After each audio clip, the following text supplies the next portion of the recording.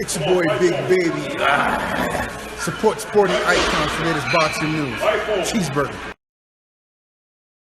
So Anthony Joshua has a bit of a problem ahead of his June the 1st fight at Madison Square Garden in America, where he's set to defend his unified IBO, IBF, Super WBA and WBO world heavyweight titles. And this comes from Eddie Hearn, where he's saying that preparation can usually be pretty straightforward, as in sparring partners. With Big Baby Jarrell Miller, it's quite difficult to get sparring partners in to replicate what it is that Big Baby Jarrell Miller does. Now, sparring partners are not there just to come in and just give you some rounds and try and take your head off. That's not what a sparring partner is about, especially when you own that camp. They are there to replicate, to the best of their ability, your next opponent. Okay? So how do you replicate Big Baby Jarrell Miller? Well, for me, listen, I have a couple of ideas that I would have thought that Eddie Hearn would have used. One of them would be Andy Ruiz Jr.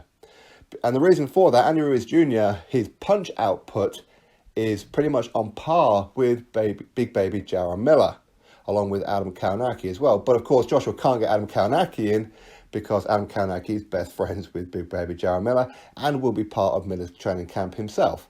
Okay, as we know, Jarrell Miller, he's looking at the likes of Daniel Dubois and others. Okay, but for Joshua, where does he go? As I said, for me, Andy Ruiz Jr. would have been an ideal sparring partner. But anyway, this is what Eddie Hearn had to say. There's no one really as big as Big Baby Jarrell Miller. It's very difficult, and I'm very hands-on in that respect for getting sparring partners. And I do get involved with the sparring.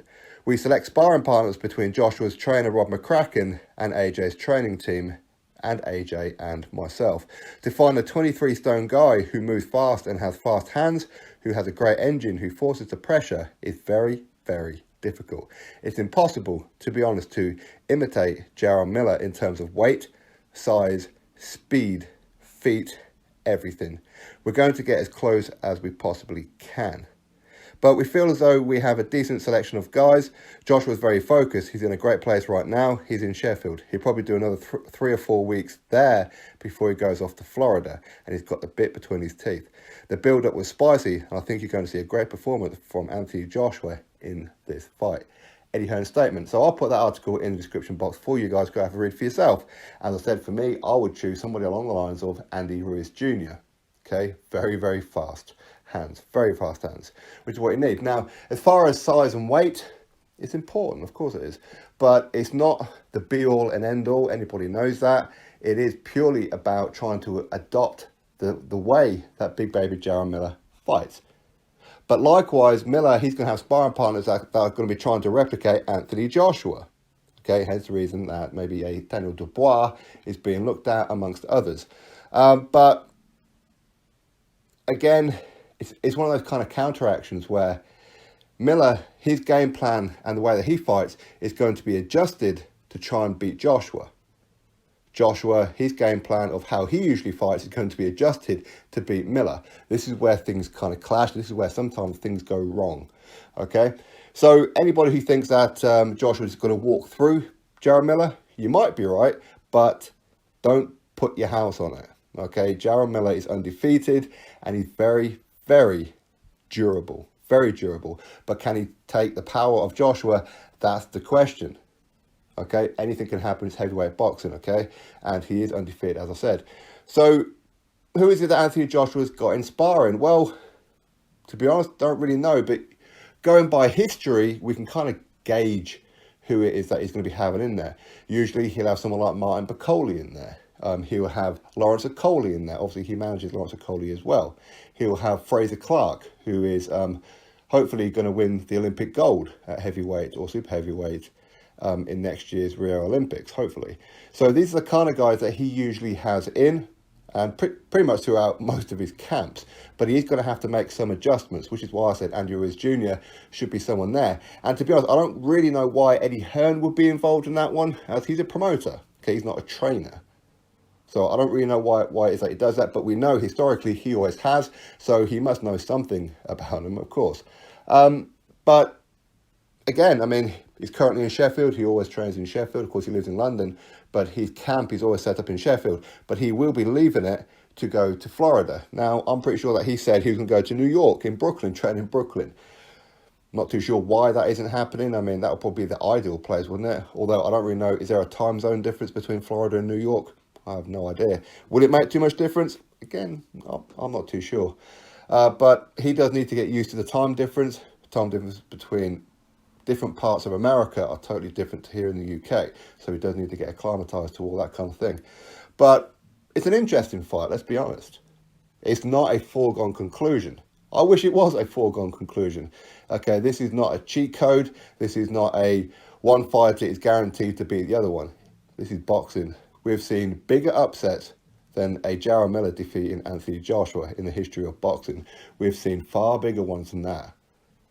And I know that a lot of people are unhappy about it because they wanted Wilder. Well, Wilder didn't want the fight, so point your finger at him.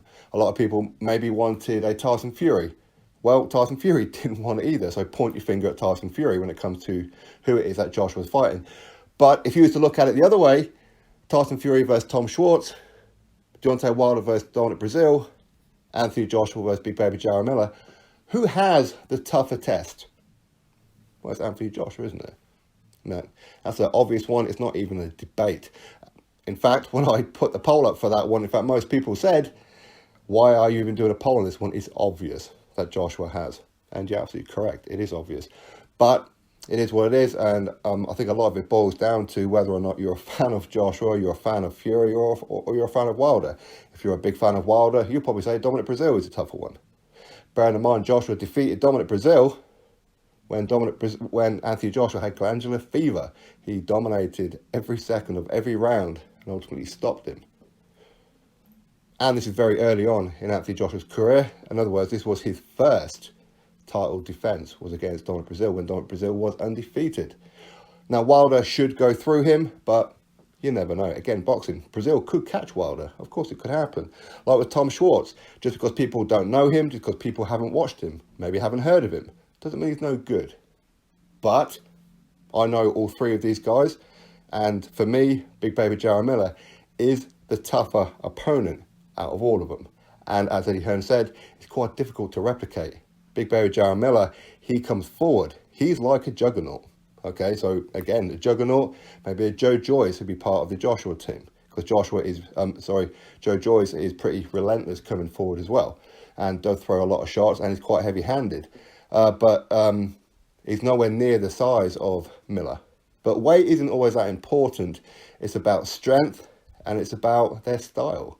And that's what Joshua needs to be looking to adopt in the training camps, as far as that goes. And yeah, Miller is quite difficult to adopt, much like it would be quite difficult to adopt a sparring partner to replicate a Tyson Fury. That's difficult to do. It's difficult to find a sparring partner that will replicate Deontay Wilder. Not because of the power. There's plenty of fighters out there who have big power, but that's not what you're training for. You're training for the way that he fights, so you can figure out a way how to get on the inside and finish him off, hurt him, etc. Trouble is, Wilder doesn't know what he's doing either, so how can you replicate somebody who doesn't know what the hell it is that they're doing? Somebody who tries to punch the lights. How do you replicate that? But Jarrell Miller, he is pretty basic in the sense of he will come forward. But don't be surprised in this fight if you see Miller on the back foot in this fight. As a tactic, not because he's scared, not because he's under pressure, but purely because he's doing something that Joshua is not expecting.